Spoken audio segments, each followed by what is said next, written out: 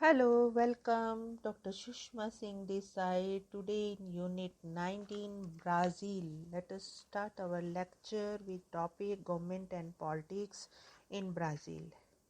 In the governmental realm, Brazil is the third largest democracy.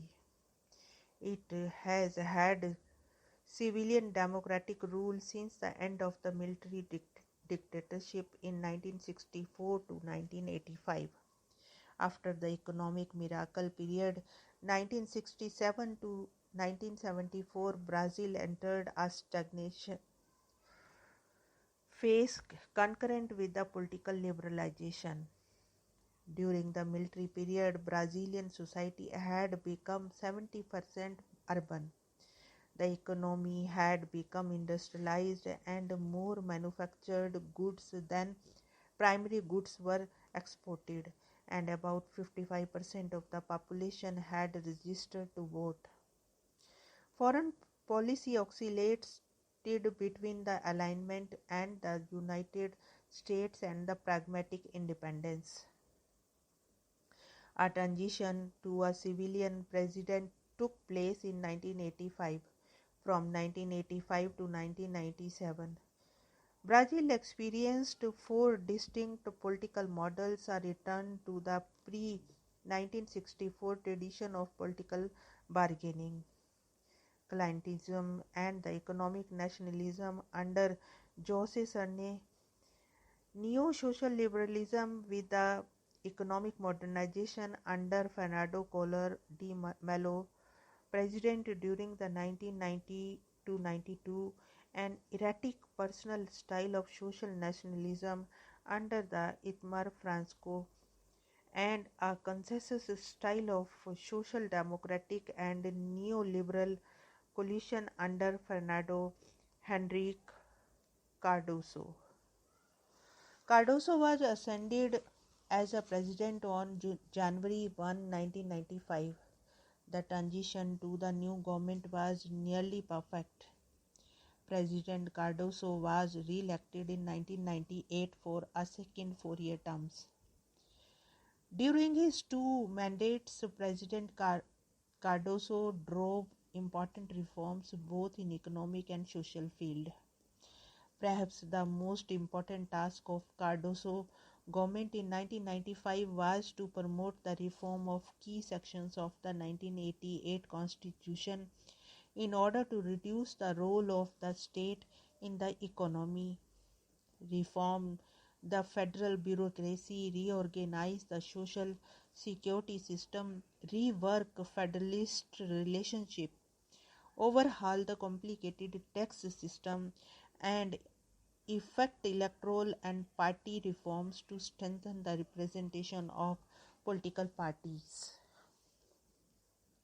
The economic plan established in 1994 marked an important turning point in the Brazilian economy. It was successful in massively reducing inflation and paved the way for progress in other fields. Low inflation in turn helped to ensure significant economic growth during the first 4 years of the Plano Real, from 1994 to 1997. The economy grew an average annual rate of 3.5% and thousands of new jobs were created. The pattern of growth in the economy decreased as a consequence of the crisis in the global economy in recent years. Even so, the growth of 2.3% per annum between 1994 and 1999 was significantly higher than that achieved before in 1994. Brazil overcame the financial crisis of 1999 to 2000 and from 2001 to 3. Real wages fell and Brazil's economy grew on an average only 1.1% per year, as the countries absorbed a series of domestic and international economic shocks. The Brazil absorbed these shocks without financial collapse is a tribute to the resiliency of the Brazilian economy and the economic program put in place by former President Cardoso and strengthened by the President Lula da Silva, who was elected in 2002. He undertook to build on many of the reforms initiated since 1994.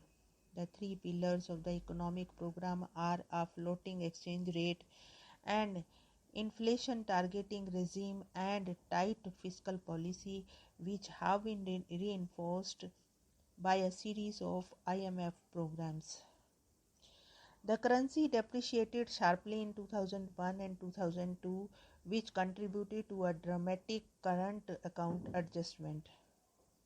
In 2003, Brazil ran a record trade surplus and recorded the first current account surplus since 1992. While economic management has been good and there remain important economic vulnerabilities, the most significant are debt related. The government's largely domestic debt increased steadily from 1994 to 2003, straining the government finances, while Brazil's foreign debt is large in relation to the Brazil's modest export base. Another challenge is maintaining economic growth over a period of time to generate employment and make the government debt burden more manageable. But the economic front of the Brazil seems to be more optimistic when we look into the recent economic turnaround following a dismissal 2003, when the economy shrank by 0.2% to a record export and a strong currency resulted in 5.3% growth for the Brazilian economy in 2004, the best in the decade. Here we want to close this lecture. Thanks for listening.